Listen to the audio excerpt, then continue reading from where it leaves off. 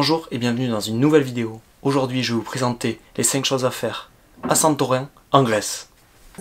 I have a dream that one day this nation will rise up, live out the true meaning of its creed.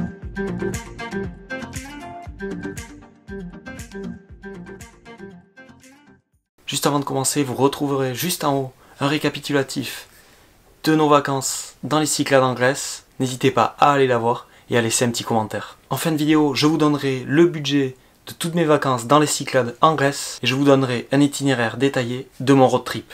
Tout d'abord, Santorin est une île emblématique des Cyclades. C'est un petit archipel volcanique à quelques kilomètres de la Grèce continentale.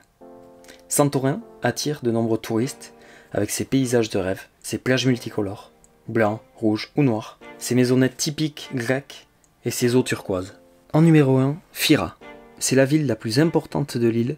C'est une commune réputée pour ses points de vue panoramiques, mais aussi l'ambiance animée de ses petites ruelles pavées. Vous allez me dire, que faire à Fira?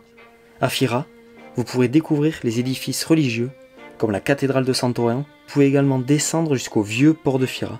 Attention, il y a 500 marches, donc soit vous pouvez y aller à pied ou en téléphérique.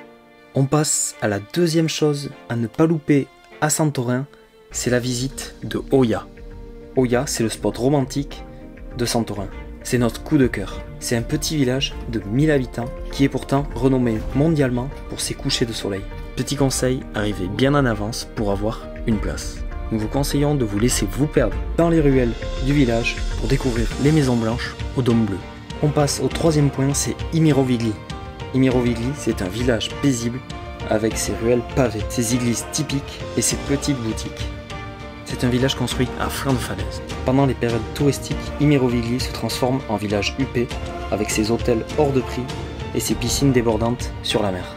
Vous pourrez également réaliser une randonnée d'une vingtaine de minutes et vous trouverez le site naturel emblématique, c'est le rocher de Scaros. Les débuts de la promenade débutent au niveau de l'église Agios Georgios d'Imirovigli. On passe maintenant au quatrième point, c'est la Red Beach. C'est la plus célèbre et la plus belle plage de Santorin. Et c'est même l'une des plages les plus célèbres de la Grèce en général. Elle a été créée naturellement par le volcan. Si vous vous y rendez, attention, la falaise n'est pas très stable et les éboulements sont très fréquents. Elle est accessible par une route de terre. Il est préférable de s'y rendre en quad. Le cinquième point, c'est la Black Beach. C'est non loin de la Red Beach. Cependant, c'est une plage avec des transats, des bars et tout type d'activités nautiques.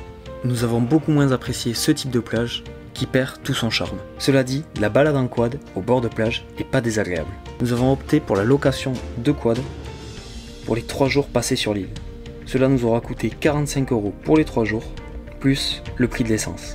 C'est le moyen de transport le plus pratique sur l'île, car vous emprunterez des chemins de terre et sableux. C'est beaucoup plus pratique qu'en voiture ou qu'en scooter. Mais attention, le taux d'hospitalisation le plus fort en Grèce, c'est les accidents de quad. Donc mettez le casque, même si ce n'est pas obligatoire. Au niveau du logement, nous sommes partis sur un hôtel central, le Margarita Hotel. C'est un des meilleures qualités-prix de l'île. Il dispose d'une piscine et le personnel est aux petits soins. Je pense que 3 jours suffisent pour faire le tour de Santorin. Le coût de la vie est plus cher que sur les autres îles des Cyclades, mais vous allez en prendre plein les yeux. Je vais maintenant vous dévoiler notre itinéraire pour les 3 jours passés à Santorin.